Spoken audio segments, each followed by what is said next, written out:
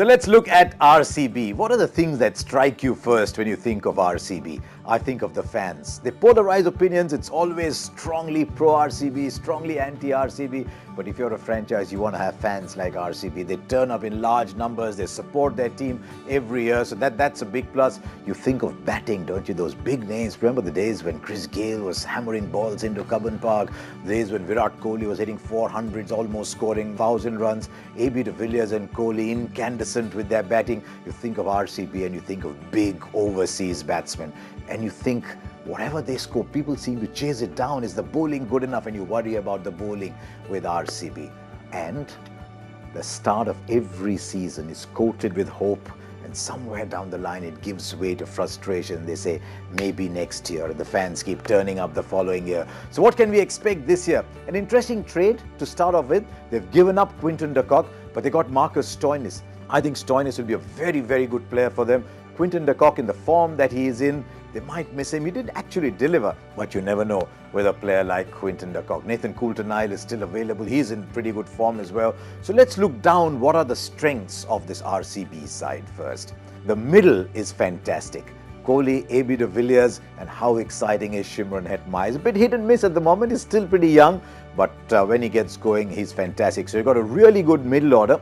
Now, who do they come after? And I'm looking down that side and saying, who's going to open the batting?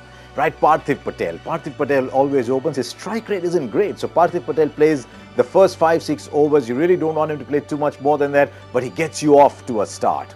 Now, who else do you have? Marcus Stoinis has been opening the Big Bash, but he's not available for the first 3 or 4 games. So I'm actually going with Moeen Ali to open the batting because I don't see a big Indian option there to open the batting. So maybe Parthiv Patel and Moeen Ali, then you get these 3 batsmen.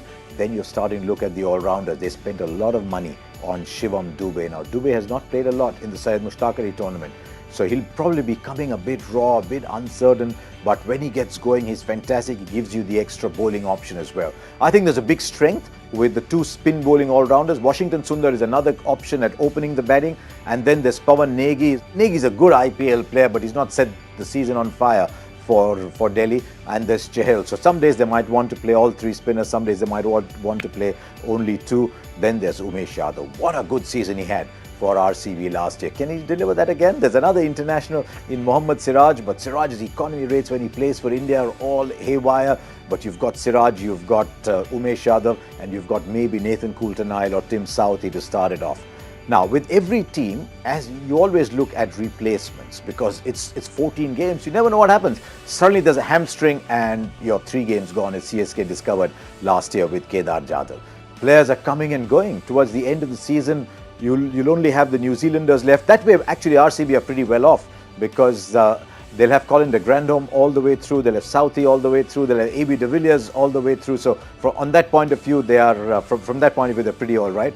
So let's start with what I think is a possible first 11. This is my super team for the start of the tournament. I'm going to open with Moeen Ali and Parthiv Patel. There's 2 left-handers. Parthiv Patel always gets you off to a good start. Give Moeen Ali the freedom. He bats top order for his county anyway. And then that solid middle order of Virat Kohli, AB de Villiers and Shimron Hetmyer. I've already used up 3 overseas players, so that means I need an Indian all-rounder coming down. I'm hoping Shivam Dube can play that role at number 6 with a spin bowling all-rounder in Pawan Negi thereafter. He hasn't set, as I said, the domestic season on fire, but he's good down there at number 7. He'll give you a couple of overs too. And Tim Southee bats at number 8. He can come in and hit the ball if you've only got 15-20 balls left. So that's my top 8. I'm going to finish with 3 Indian bowlers because I've used up the overseas bowlers. I've got Umesh Yadav, Mohammad Siraj and Yajwendra Chahal. So I've got 3 spin bowlers in Chahal, Negi and Moeen Ali. There's 2 Indian fast bowlers with Tim Southee and Shivam Dube. So I've got 7 bowling options. I've got 3 spin and 4 seam up and batting down to number 8. So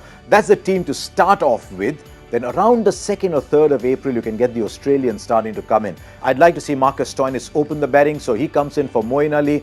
And then maybe we get Washington Sundar coming in as an extra spin bowling option in the middle order. Tim Southee makes way for Nathan Coulter-Nile. I'd have Sundar coming in for one of either Siraj or Umesh Yadav, depending on form. The one little thing that worries me is the Indian top order batting. As a backup, you've got Akshdeep Nath, you've got Gurkeerat Maan, you've got Himmat Singh. But whichever way I look at it, I think they will need 3 overseas batsmen in the top 5. And that means as the season goes along, It's the depth of the Indian bowling that will come through. That will be the big challenge for RCB. So there you are. On paper, you look at that team and say, can they win it? I'm thinking, unless Shimron Hetmeyer or one of those players has a big season, I'm looking down that side and I'm saying, you know what, if I'm an RCB fan, it's looking like AB and Virat Kohli all over again now.